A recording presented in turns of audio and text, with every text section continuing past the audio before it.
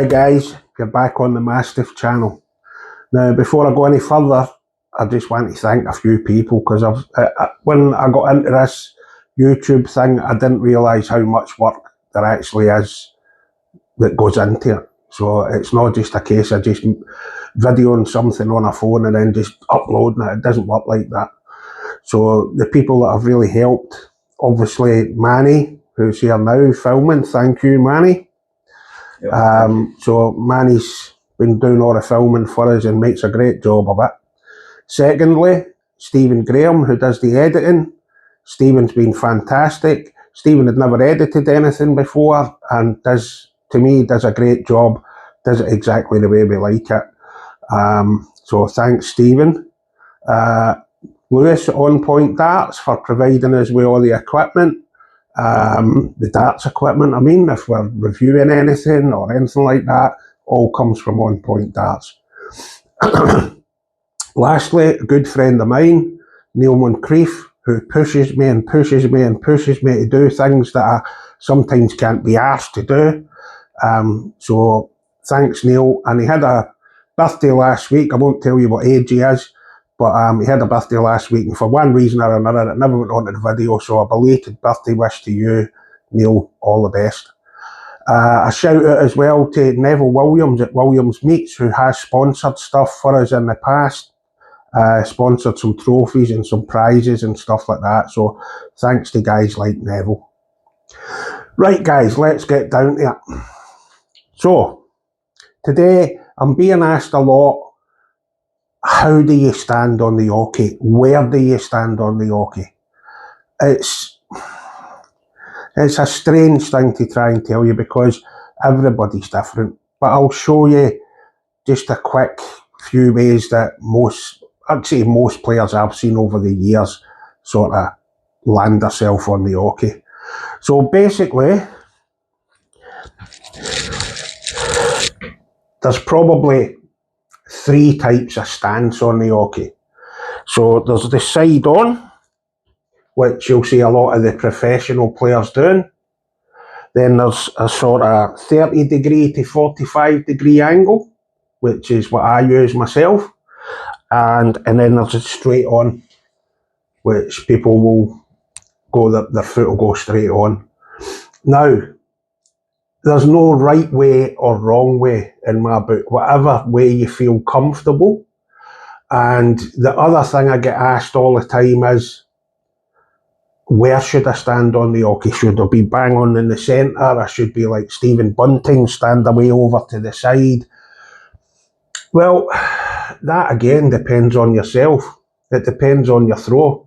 You are better in my book to be sort of centred in there, because that makes it easier to centre your arm up towards the 20 segment. But this is things that you have to try while you are practising. That's the time to be trying it. Don't do it during the game or anything like that. Just while you're practising, that's when to try different stance. You'll never know till you've tried it, so just try it. Now, to centre yourself in the Oche, there's various ways of doing it. You can, if you've got an Oche like this, it's got arrows on it, centre your leg with a central arrow on the Oche. That'll put your body nice and straight, nice and centred to the board. Now, I have got over there, which has been here for ages and I've never done it, is a thing called a sight right. So this sight right actually is to tell you when you're standing in the centre of the Oche. So, how it works, you've got a top line here and a bottom line here. So you set yourself up on the Oche where you're going to throw from, and if them two lines don't line up and make one solid line, then you're not in the centre. So you move yourself until that makes one solid line. Now the two outside lines, they work the same. One of them is for practising double 10 and one is for practising double 16. I've never used them for anything like that. I find this is good for people who are right-handed but left-eye dominant, because they actually get some good out of this. Would I buy one again? It's good for me in here because obviously we do coaching and it's an easy way for somebody to centre themselves up. Would I buy one for home use? No. They're not readily available. They're hard to come by.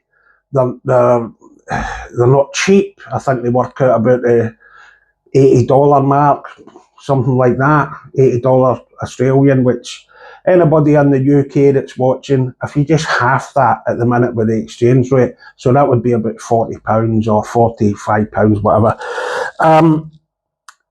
Once you've used it once, you could actually mark your Oche where you're standing in the centre. You could put a mark where your toe sits, and then you wouldn't need this again. So you've actually spent a lot of money to use it once.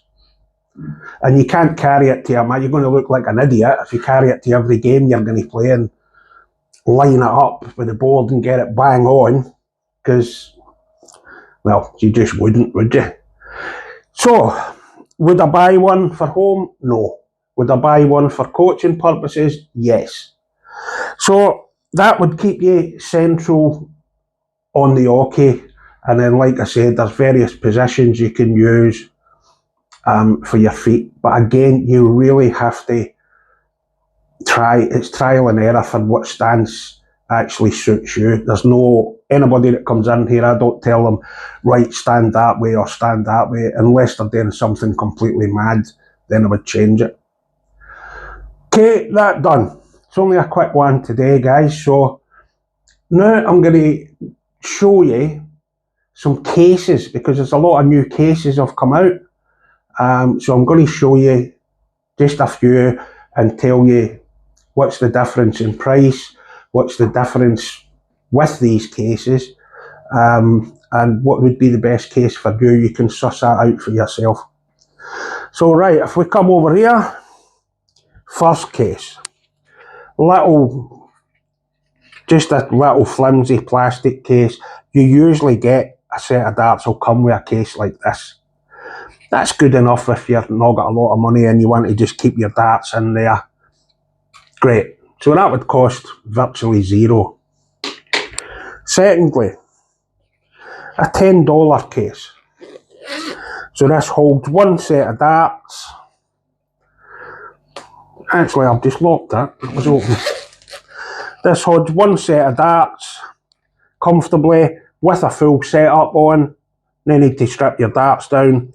And then it's got a little net here to keep stuff, spare flight, stems, whatever you want to keep in it. But there's not a lot of room in there if you carry a lot of equipment. So for $10, that's not bad. Next one. This is the new case from Goat Darts, greatest of all tungsten. We've reviewed some of the darts here in the past, as you've seen. So this is, say, $30. This actually will hold two sets of darts. That's my wife's darts that are in there. That's Mrs. Mastiff's darts that are in there. So it's got her name on, because my name is not Sharon, as you know. You've got a bit here with a zip pocket on and another net where you could keep anything in there, really. You could probably fit a phone in there. Piece on here for stems. Actually a really good case, for, if you ask me, for $30. Loads of pockets for extra flights. Again, you don't have to take the darts, strip the darts down. You can leave your full setup on there and it's not going to get crushed. So for $30, pretty good. Now, we come to the new kid on the block. This is the Target Boa. This, for the size of it and the type it is probably the most expensive case on the market at the minute. I thought it was too expensive before I actually seen it, but this one's mine. So that's how much I like it. I bought one for myself. I said I wouldn't, but I did. So, on the outside, you've got your rubber straps here that also double up for carrying. with your Target logo on there. Everything about this case just feels quality. It feels like you could take a hammer to it and it just wouldn't break. Open it up, it's got one side here, full setup again. You can see the thickness here on the material. It's just a lovely case. This has got to be the biggest innovation in cases I've ever seen. So it's got this rubber built-in rubber strip here, which you can keep spare stems in, and quite a lot of them. And then on this part here, you'll have all your Swiss points or your Caliber Nevo points, whatever system you've got. And it's fantastic. It grips them like glue. It's just, I can't say enough about that strip. It's just great. On the other side of that, it's got compartments to keep either credit cards or business cards, and then a bit for stems or flights, or I've got a Swiss point key and a caliburn tool in there. And again, another set of darts on that side. And because it's actually so deep, the two sets of darts don't get crushed. So you can leave two full setups in there. This doesn't come with it. This is an actual Robson Plus case for keeping Robsons in, which I've just clipped onto here.